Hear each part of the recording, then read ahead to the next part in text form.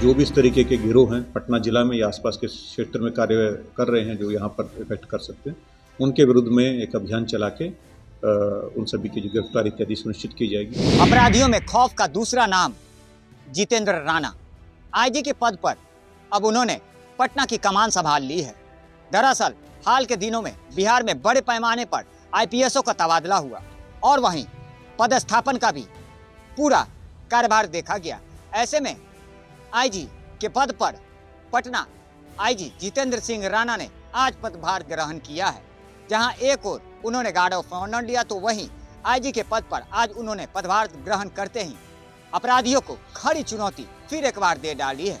दरअसल उन्होंने साफ तौर पे कहा कि अपराधी अगर किसी तरह से पुलिस पर हमला करते हैं या फायरिंग की घटना को अंजाम देते हैं, तो अपराधियों के ऐसे मंसूबों का जवाब पटना पुलिस ऐसे ही उनका जवाबी कार्रवाई करेगी। तो वहीं दूसरी ओर अपराध नियंत्रण को लेकर भी उन्होंने क्राइम मीटिंग की और तमाम आला अधिकारियों के साथ लगभग आधे घंटे तक उन्होंने बारी बारी से सभी का फीडबैक लिया है। पटना जिले का उन्होंने सभी फीडबैक लिया है। यहाँ पे अपराध नियंत्रण को लेकर तमाम जितनी भी बातें हैं और बारीकियां हैं उसको साझा किया है।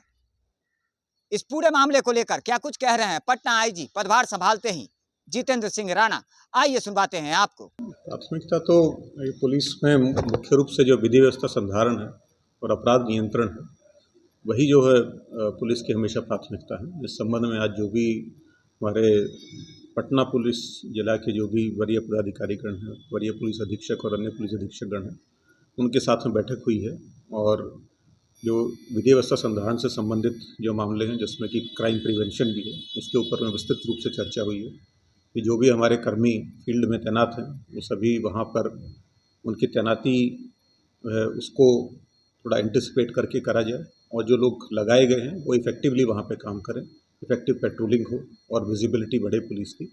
इसके संबंध में आज काफ़ी सारे हमारी चर्चा हुई है और काफ़ी सारे निर्देश संबंध में दिए गए। इसके अतिरिक्त जो दूसरी जो बड़ी प्राथमिकता है वो है जो केसेस के अनुसंधान के संबंध में, उसके संबंध में निर्देश दिए गए हैं कि उनकी जो अपराध जो दर्ज करने का जो मामला है उसमें किसी तरीके की कमी नहीं आनी चाहिए और जो भी परिवादी जो हैं थाना पहुंचते हैं उनके जो भी प्रतिवाद हैं उनको वहां पे तुरंत दर्ज किया जाए और उसके ऊपर में तुरंत इन्वेस्टिगेशन जो है अनुसंधान वो हमारे कर्मी शुरू करें। और इन्वेस्टिगेशन में दिशा निर्देश दिए गए हैं कि इन्वेस्टिगेशन एकदम इम्पार्शियल तरीके से, निष्पक्ष तरीके से हो और जो सही साक्ष्य संकलन करके उसके अनुसार जो आगे उसको चार्जशीट इत्यादि किया जाए। इसमें इन्वेस्टिगेशन जब अच्छा रहेगा तो निश्चित रूप से इसका असर क्राइम प्रिवेंशन पे भी पड़ता है। इसके अतिरिक्त में जो विशेष अपराध इकाई इत्यादि हैं उसके संबंध में हमारी चर्चा हुई है कि जो ऐसे गैंग्स इत्यादि जो एक्टिव हैं पटना जिला के अंदर में और जो सीमावर्ती इलाकों में हैं उन सबके साथ में नियत जो सीमावर्ती जिले हैं उनके साथ ही बैठक की जाएगी। और नालंदा जिला क्योंकि पटना जोन में के अंतर्गत ही है, केंद्रीय क्षेत्र के अंदर, उनके साथ भी हमारी फ़ोन से हुई है, वहाँ पर भी विजिट करेंगे। तो जो भी इस तरीके के गिरोह हैं पटना जिला में या आसपास के क्षेत्र में कार्य कर रहे हैं, जो यहाँ पर इफेक्ट कर सकते हैं, उनके विरुद्ध में एक अभियान चला के उन सभी की जो गिरफ्तारी इत्यादि सुनिश्चित की जाएगी। वांछित अपराधियों के संबंध में दिशा निर्देश दिए गए हैं, स्पेशल ड्राइव चला के उनकी गिरफ्तारी सुनिश्चित करने के लिए।